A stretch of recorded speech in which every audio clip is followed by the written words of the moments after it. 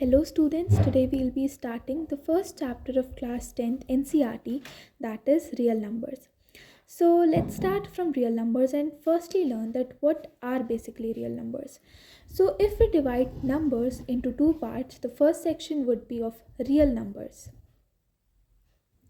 and the second section will be of imaginary numbers. Here we will focus on real numbers. अब हम real numbers को भी classify करेंगे। तो real numbers दो तरीके के होते हैं, रैशनल नंबर्स और दूसरा इरैशनल नंबर्स। अब ये एक तरह का रिकैप है क्लास 9th का, जिसमें आप ये सब पढ़ चुके हैं। तो रैशनल नंबर्स को अगर हम फर्दर क्लासिफाई करेंगे तो उसके 3 पार्ट्स हो जाएंगे। पहला हो जाएगा नेचुरल नंबर्स, दूसरा हो जाएगा होल नंबर्स और तीसरा हो जाएगा हमारा इंटीजर्स। सो बिफोर स्टार्टिंग हम रैशनल नंबर्स की पहले डेफिनेशन समझेंगे। तो रैशनल नंबर्स वो नंबर्स होते हैं which can be represented in the form of p by q, where p and q both are integers और q is not equal to 0। अभी हम इसके एग्जाम्पल्स भी देखेंगे, बट बिफोर हम थोड़ा नेचुरल नंबर्स, होल नंबर्स और इंटीजर्स को समझ लेते हैं। तो नेचुरल नंबर्स क्या होते हैं कि all the counting numbers are called as natural numbers. मतलब कि हमारे 1, 2, 3, 4 ये सब क्या हैं, ये हमारे हैं नेचुरल नंबर्स। होल नंबर्स क्या होते हैं, all the numbers along with zero. Basically हम कहें तो all the positive integers along with zero are called as whole numbers. और इंटीजर्स क्या होते हैं, all the positive, negative and zero, all those numbers are called as integers. अगर हम एक नंबर लाइन में देखें तो जो हमारे राइट साइड पे जो नंबर्स होते हैं वो होते हैं हमारे पॉजिटिव और लेफ्ट साइड पे जो होते हैं वो होते हैं नेगेटिव। अब रैशनल नंबर्स के एग्जांपल देखते हैं। तो अगर हम कोई रैंडम नंबर ले, जैसे हम ले -2, -2 हम रखते हैं p की जगह पे और हम रखते हैं 3 q की जगह पे। तो क्या -2 और 3 हमारे इंटीजर्स हैं? बिल्कुल है। नेगेटिव है, एक पॉजिटिव है, ठीक है। और क्या 3 हमारा 0 के बराबर है? नहीं है ऑफ कोर्स। तो यहाँ पे q is not equal to 0। -2/3 of course rational number है। अब हम बात करते हैं इरैशनल नंबर की। तो इरैशनल नंबर्स का डेसिमल एक्सपेंशन जो होता है वो होता है non terminating and non repeating. अगर हम रैशनल नंबर देखें तो दिस कैन बी आर 0.3 या 0.96। ये होते हैं हमारे टर्मिनेटिंग, मतलब एक टाइम के बाद ये रुक जाते हैं। नहीं भी रुके तो ये होते हैं 0.3333 या 0.121212, मतलब कि यहाँ पे ये जो कुछ पार्ट जो होता है नंबर का वो क्या करता है, रिपीट करता है। लेकिन अगर हम इरैशनल नंबर की बात करें, ज़रूरी नहीं है कि ये टर्मिनेट कर ही जाए, क्योंकि 1 to 1 2 है तो बार बार आ रहा है।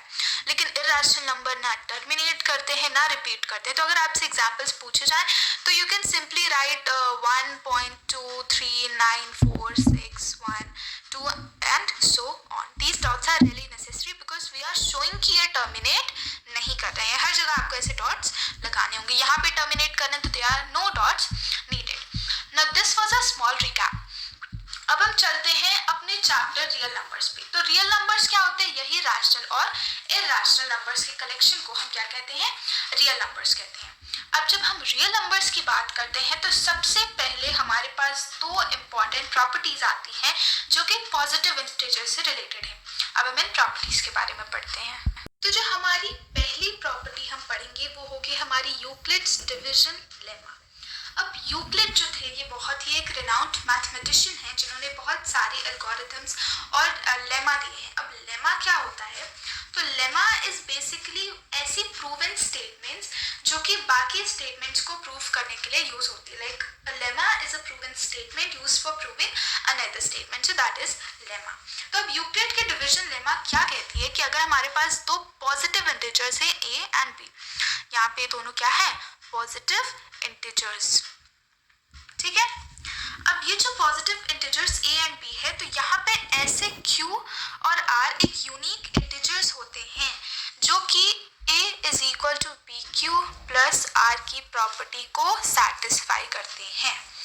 अब ये a is equal to B Q plus r क्या है, तो अगर हम डिवीजन के फॉर्म में देखें, क्योंकि ये यूक्लिड्स डिवीजन लेमा है।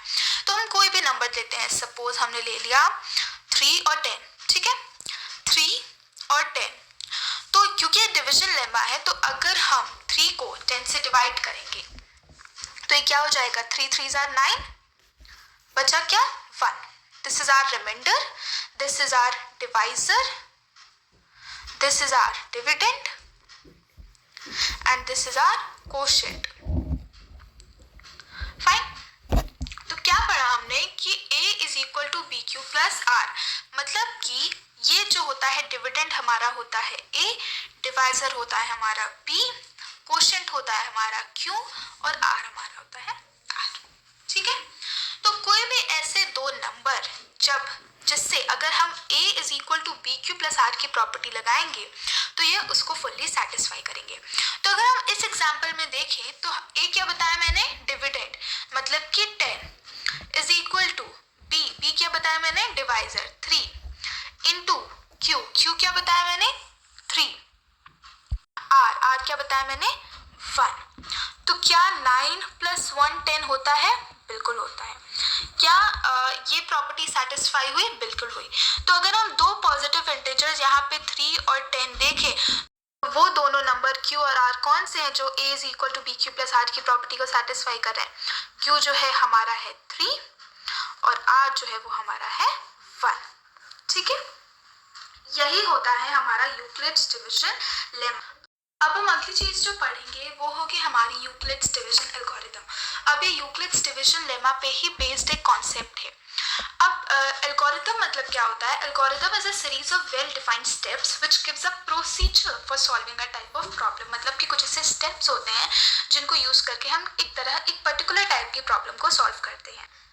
अब हम बात करें यूक्लिड्स डिवीजन एल्गोरिथम की, तो वो क्या कहता है, अगर c और d कोई दो पॉजिटिव इंटीजर्स है जिसमें c जो है वो d से बड़ा है, तो और हमें उन दोनों का HCF निकालना। बेसिकली ये जो हमारी यूक्लिड्स डिवीजन एल्गोरिथम है ये HCF फाइंड करने में यूज होती है। ठीक है, that is our highest common factor. ठीक, सो HCF क्या होता है हमारा, कोई भी दो पॉजिटिव इंटीजर्स है तो ऐसा सबसे लार्जेस्ट पॉजिटिव इंटीजर तो दोनों नंबर को कंप्लीटली डिवाइड करता है। ठीक है, तो जैसे मान लीजिए हमें दो नंबर दे दिए गए हैं, ये मैं आपकी बुक से ही ले रही हूँ, 455 और 42। ठीक है, c हमारा ये है 455 और d जो है हमारा है 42। क्या c बड़ा है d से, बिल्कुल बड़ा है। ठीक है, तो अब हम देखते हैं कि ये एल्गोरिथम कैसे वर्क करती है। तो जो सबसे लार्जेस्ट इंटीजर है 455 और 42 में कौन सा पड़ा है हमारा, 455, तो उसको हम यूक्लिड्स की डिवीजन लेमा में रखेंगे, that is a is equal to B Q plus R. यहाँ पे हमने c लिया है तो c is equal to D Q plus R, quotient और रिमाइंडर एज इट इज रहेंगे। That means 45 is equal to 42 into, अब किससे इंटू करें कि आए, तो ये हमें 42 को 455 से डिवाइड करने के बाद पता चलेगा। तो डिवाइड करने के बाद हमें ये पता चलेगा कि हमारा जो कोशेंट होगा वो आ जाएगा 10 और हमारा रिमाइंडर आ जाएगा 35। ठीक है, पता चल गया। अब देखिए, अब जब हम दूसरा स्टेप करेंगे तो इसी में ये जो हमने बनाई थी इक्वेशन, इसी में अब ये जो हमारा दूसरा जो हमारा d आएगा, अब हम उसको एज c लेंगे तो ये हो जाएगा हमारा 42 इज इक्वल टू, और जो हमारा रिमाइंडर आएगा अब उसको मल्टीप्लाई करेंगे। समझ आ रहा है, जब इसको इससे डिवाइड किया तो आया हमारा कोशेंट 1 और रिमाइंडर हमारा आया 7। अब फिर से जो हमारा ये d आया था हम इसको c की जगह पे रखेंगे और 35 इज इक्वल टू, और ये जो हमारा रिमाइंडर है इसको d की जगह रखेंगे इंटू 5 प्लस 0, कम्प्लीटली डिवाइड कर गया है ना।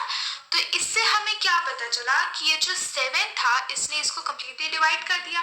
तो हम ये कह सकते हैं कि 455 और 42 का जो HCF है वो क्या है हमारा 7। ठीक है, क्या है 7। तो इसी को हमने यूक्लिड्स डिवीजन एल्गोरिथम का नाम दिया है कि किसी भी HCF को निकालने के लिए, किसी भी दो पॉजिटिव इंटीजर c और d के HCF को निकालने के लिए जिसमें c बड़ा है d से, तो हमें ऐसे स्टेप्स फॉलो करने होंगे। ठीक है, पहले a is equal to B Q plus R के फॉर्म में हम इसको रखेंगे और फिर d को c की जगह रखते जाएंगे और रिमाइंडर को हम क्या करेंगे, डिवाइजर की जगह रखते जाएंगे। और इसे डिवाइड करते करते जब हमारा रिमाइंडर 0 आ जाए तब जो हमारा d होता है दैट इज हमारा HCF. This was Euclid's division lemma and Euclid's division algorithm. अगली एक्सरसाइज को हम अगले वीडियो में देखेंगे. साथ ही साथ आने वाले वीडियोस में the fundamental theorem of arithmetic, जो कि हमारी सेकंड प्रॉपर्टी है, हम उसको भी पढ़ेंगे. Practice this, subscribe the channel so you'll get notified when further videos will be uploaded. Thank you.